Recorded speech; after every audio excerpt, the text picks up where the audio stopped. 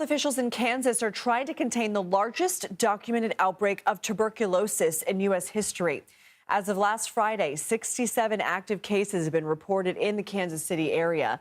An additional 79 people have been reported to have latent infections, meaning TB was found, but the person was not sick. While those numbers are expected to rise, state health officials said the general risk to the public is still considered low. I want to bring in Dr. J Hawkinson. He's the director of Infection Control and Prevention at the University of Kansas Health System.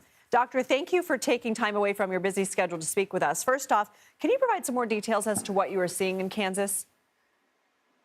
Yeah, I think, we have known about these cases and this outbreak really since early 2024. There was a good newspaper article about it back in August. But, we have been treating and working with the public health entities, and we've been treating even patients here at our health system.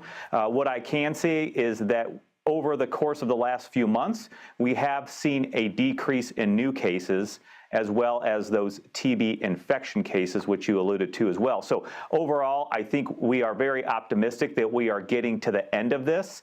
And just as you said, overall, the public is at very low risk of getting exposed to this and, of course, developing active tuberculosis as well. We like to see new cases trending downward, but Doctor, how isolated is this outbreak? And do you think that it could still pose a threat to the rest of the country?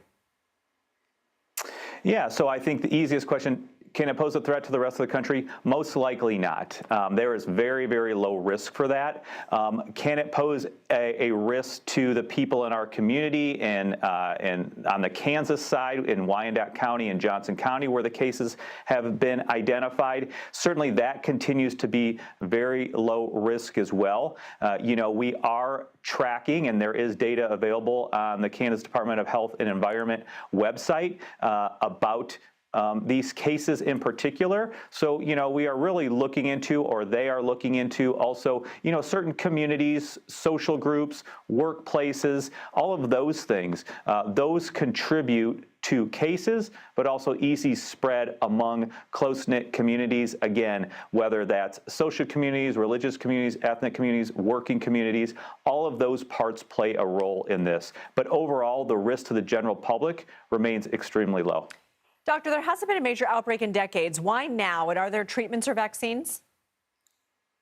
Yeah, so I think those are very good questions. There are always various reasons why things may occur.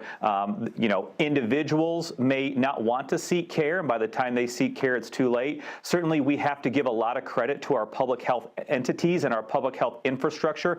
They are out there on the front line every day, trying to identify cases and maybe contacts of those cases so that we can stem the tide of this outbreak, and I think they've done very well. We've also worked with them here at the University of Kansas Health System in that mode, but also in treating patients. Are there treatments? There are treatments. Right now, this does not seem to be a multi-drug resistant tuberculosis, so we have our typical tuberculosis treatments. It does consist of antibiotics. We typically give the antibiotics for 6 months. Sometimes that can be prolonged.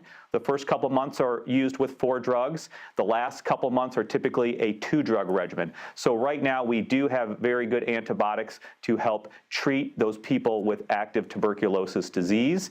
But also we want to treat those people with TB infection or those that may have been exposed so that later in life they don't develop active tuberculosis. Dr. J Hawkinson, thank you for all of that information, sir. We appreciate it.